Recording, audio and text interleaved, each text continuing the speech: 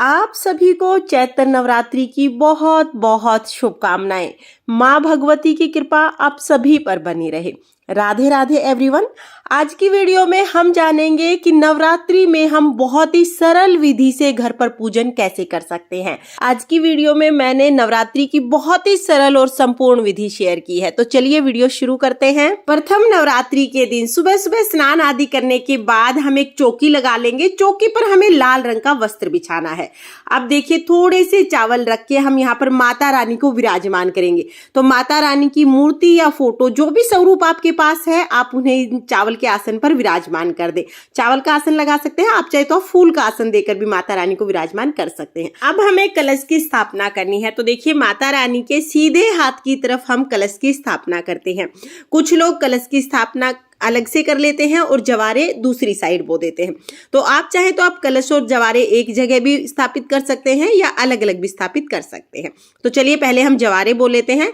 जवारे बोने के लिए मैंने यहाँ पर मिट्टी का कुंडा लिया है। अब इस मिट्टी के कुंडे को हम मिट्टी से भर लेंगे। तो साफ मिट्टी हमें लेनी है। अगर आपकी मिट्टी में कंकर है तो मिट्टी को आप छान लीजिएगा। अब इस मिट्टी में हमें जौ मिला देने हैं। तो देखिए, यहाँ पर जौ मैंने लिए हैं। हमारे यहाँ पर जौ बोए जाते हैं, किसी किसी के यहाँ पर जौ और गेहूं मिला के बोते हैं। तो आप जौ और गेहूं मिला के भी उगा सकते हैं या फिर आप सिर्फ जौ बो सकते हैं। अब इस पे थोड़ी सी हम मिट्टी डालेंगे, हल्की सी हमें इनके ऊपर मिट्टी डालनी है, ज्यादा ढकना नहीं है इन्हें।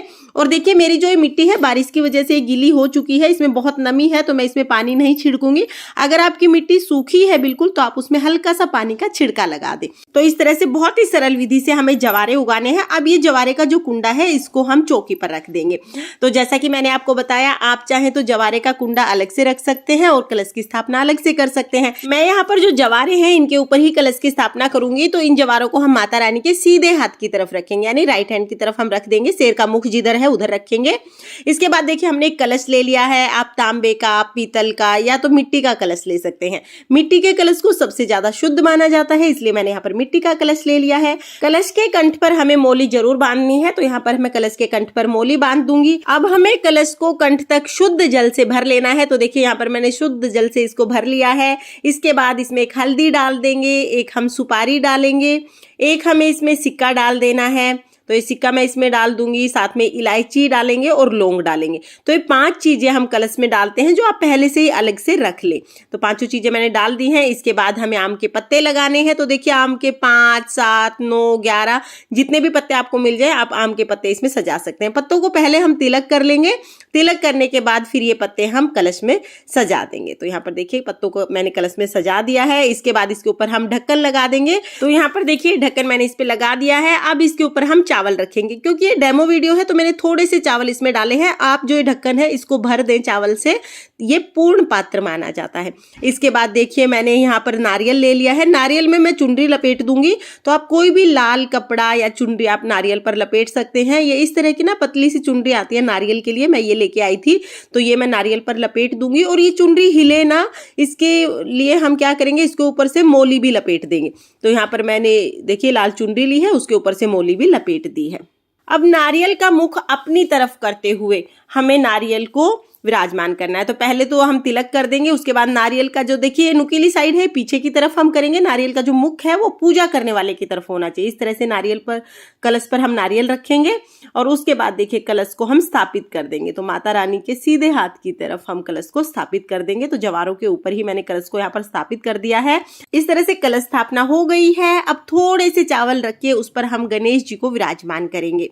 तो देखिए, स्थापना जो है वो सब हो चुकी है। आप चाहे तो आप षोडश मातृकाओं की स्थापना भी कर सकते हैं, या आप चाहे तो आप नवग्रह की स्थापना भी यहाँ पर कर सकते हैं। यहाँ पर मैं बहुत सरल विधि बता रही हूँ। तो हमारी स्थापना यहाँ पर हो चुकी है। इसके बाद देखिए, जल के छींटे लगाकर हम सभी को भाव रूप में स्नान करा देंगे, यानी हम शुद्धिकरण कर लेंगे। इसके बाद हमें दिया जलाना है। दिया हमारी पूजा का साक्षी होता है, इसलिए सबसे पहले पूजा में दिया जलाया जाता है। तो स्थापना के बाद स्नान करा दें, उसके बाद हम दिया जलाएंगे। मैं यहाँ पर प्लेट पर दिया जला रही हूँ। आप चाहे तो सीधा चौकी पर भी आप दिया जला सकते हैं। यहाँ पर प्लेट में स्वास्तिक बना के थोड़ा सा चावल का आसन देके मैंने यहाँ पर दिया जला दिया है। उसके बाद हम देखिए स्नान तो हमने करा ही दिया था सभी को, अब हम वस्त्र स्वरूप कलावा समर्पित कर देंगे। तो यहाँ पर मैं गणेश जी को वस्त्र स्वरूप कलावा समर्पित कर दूंगी, माता रानी को हम वस्त्र स्वरूप कलावा समर्पित कर देंगे। जो कलश है उस पर पहले ही हमने कलावा बांध दिया है। अब गणेश जी को हम जनेऊ समर्पित करेंगे, माता रानी को हम चुनरी समर्पित करेंगे।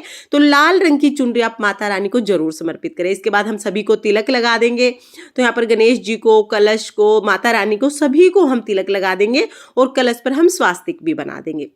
स्वास्तिक के चिन्ह को बहुत शुभ माना जाता है, तो स्वास्तिक आप जरूर बना दें। इसके बाद अक्षत समर्पित कर देंगे। जब भी हम तिलक लगाते हैं तो उसके ऊपर हम अक्षत जरूर समर्पित करते हैं। अब हम फूल समर्पित करेंगे। तो गणेश जी को हम लाल रंग के फूल समर्पित कर देंगे। माता रानी को भी लाल रंग अति प्रिय है, तो आप लाल रंग के फूल समर्पित करें। साथ ही जो भी फूल आपको मिल जाए वो फूल आप समर्पित कर सकते हैं। कलश को और दिए को भी हमें फूल समर्पित करना है। इसके बाद माता रानी को हम श्रृंगार का सामान समर्पित करेंगे। तो हो सके तो आप माता रानी को पूरे 16 श्रृंगार समर्पित करें। 16 ना हो तो जितनी भी चीजें हो सके उतनी चीजें आप माता रानी को समर्पित करें। तो यहाँ पर देखिए हमने श्रृंगार का सामान समर्पित कर दिया है। अब हम भोग समर्पित करेंगे। भोग में पान के पत्ते पर हमने देखिए यहाँ पर सुपारी, पताशा, लौंग, इलायची रख के ये पान समर्पित किया है। अगर आपको मीठा पान मिल जाता है तो आप मीठा पान समर्पित करें। मीठा पान ना मिले तो इस तरह से पान के पत्ते पर भी आप लौंग, इलायची, पतासा, सुपारी रख के समर्पित कर सकते हैं। अब हम भोग में पताशे जरूर समर्पित करेंगे। माता रानी को भोग में पताशे अति प्रिय है, तो पताशे आप जरूर समर्पित करें। पताशे ना मिले तो मिश्री आप ले सकते हैं। साथ ही हम ऋतुफल समर्पित कर देंगे। तो यहाँ पर मैंने ऋतुफल समर्पित कर दिए हैं। और जल के बिना कभी भी भोग पूर्ण नहीं होता है, तो जल हम जरूर समर्पित करेंगे। 1 लोटा मैंने शुद्ध जल ले लिया है। दक्षिणा हम समर्पित कर देंगे। पूरे 9 दिन में किसी भी दिन आप दक्षिणा समर्पित कर दें, एक बार दक्षिणा समर्पित करनी होती है। इसके बाद हम अपने सीधे हाथ में फूल लेकर या चावल के दाने लेकर आप दुर्गा सप्तशती का पाठ कर सकते हैं। माता रानी की आप कोई भी कथा कर सकते हैं, दुर्गा चालीसा पढ़ सकते हैं। यहाँ पर आप नवरात्रे की व्रत कथा सुन सकते हैं। तो जो भी कथा या पाठ आप करते हैं वो कर ले। उसके बाद ये फूल माता रानी को समर्पित कर दें। इसके बाद फिर हमें छोटा सा हवन करना होता है। नवरात्रि में इस हवन का बहुत अधिक महत्व होता है, तो दोनों समय ना भी कर पाए तो सुबह के समय आप ये हवन जरूर करें। अब इसके लिए देखिए गाय के गोबर से बने हुए उपले को मैंने जला लिया है। आप इसको हवन कुंड में रख ले या किसी भी दीपक में या प्लेट में आप रख सकते हैं। उस पर हमने देसी घी डाल लिया है। अब हम इसमें कपूर जरूर जला लेंगे ताकि अच्छे से अग्नि प्रज्वलित हो जाए। अब देखिए हमें लौंग का जोड़ा चढ़ाना होता है। माता रानी को लौंग बहुत प्रिय होती है, तो देखिए हमें इस तरह से फूल वाली लौंग लेनी है। 2 लौंग एक साथ चढ़ाते हैं, यानी एक साथ जोड़ा चढ़ाते हैं और 2 जोड़े हमें चढ़ाने होते हैं। तो देखिए 2 लौंग हम लेंगे, इसको घी में डिप करेंगे और उसके बाद हम अग्नि में समर्पित कर देंगे। इसी तरह से 1 जोड़ा और हम समर्पित करेंगे। इसके बाद जो हमने पतासे समर्पित किए थे उस पतासे का भोग भी हम अग्नि में समर्पित करेंगे। देखिए अग्नि में जो भोग समर्पित किया जाता है ना वो सीधा देवी देवताओं तक पहुंचता है, इसलिए अग्नि में नवरात्रि पर भोग जरूर समर्पित किया जाता है। अब देखिए जो पान आपने चढ़ाया है वो पान भी आप बीड़ा बनाकर अग्नि में समर्पित कर दे। जो हवन आप कर रहे हैं उसी में ये पान आप समर्पित कर सकते हैं। इस तरह से हमारा जो हवन है वो पूर्ण हो जाता है। कुछ लोग इसमें हवन सामग्री की आहुतियां भी देते हैं, तो आप चाहे तो 9 आहुति आप माता के नाम की यहाँ पर समर्पित कर सकते हैं। बहुत ही सरल विधि से यह हवन किया जाता है और नवरात्रि में रोजाना पूरे 9 दिन तक हमें यह छोटा सा हवन करना होता है। पान अगर नहीं है तो कोई बात नहीं, आप सिर्फ लौंग और पतासे से भी ये हवन कर सकते हैं। इसे आप माता रानी को भोग लगाना या हवन करना कह सकते हैं। आप देखिए इसके बाद हम हाथ में थोड़ा सा जल ले लेंगे और थोड़ा सा जल लेके जो भोग की अंगारी है इसके ऊपर से हम इस तरह से 2 बार वार देंगे। तो इस तरह से जो हमारा हवन है, जो अग्नि है वो शांत हो जाएगी। और इसके बाद हमें करनी है आरती। तो यहाँ पर देखिए आप चाहें तो आप कपूर से आरती कर सकते हैं या फिर आप चाहें तो जो दिया आपने जलाया है उससे भी आप आरती कर सकते हैं। यहाँ पर हम गणेश जी की आरती करेंगे और माता रानी की आरती करेंगे। बहुत ही प्रेम पूर्वक हमें आरती करनी है। और हाँ, अगर आपने अखंड दीपक जलाया है तो अखंड दीपक को आप ना छेड़े, अखंड दीपक को बिल्कुल हिलाना नहीं है। फिर आप कपूर से आरती करें या तो अलग से छोटा दिया जलाकर आप आरती करें। अखंड दीपक को एक बार जलाने के बाद वहां से पूरे 9 दिन तक नहीं हिलाया जाता है। अब देखिए हमने आरती कर ली है। आरती करने के बाद माता रानी से पूजा में रही कमियों के लिए क्षमा याचना करेंगे और अपनी मनोकामनाओं को पूर्ण करने के लिए माता रानी से प्रार्थना करेंगे। इस तरह से हमारी पूजा पूर्ण हो जाएगी। पूजा के बाद जो जल है वो थोड़ा सा हम जवारे में जल सींच देंगे। थोड़ा सा ही जल हमें सींचना है, बहुत ज्यादा जल नहीं सींचना है एक साथ में, थोड़ा थोड़ा करके जल सींचे। उसके बाद जो जल का लोटा है ये हम सूर्य देवता को अर्घ दे देंगे। और जो भी हमने भोग प्रसाद चढ़ाया है ये भोग प्रसाद आप घर में सभी सदस्यों को बांट दें।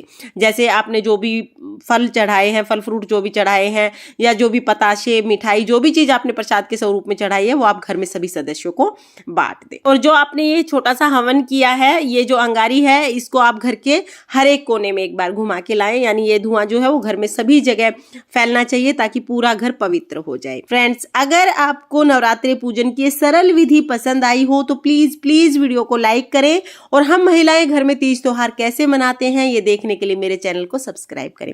तो फिर मिलते हैं किसी और वीडियो के साथ, तब तक के लिए जय माता दी, राधे राधे।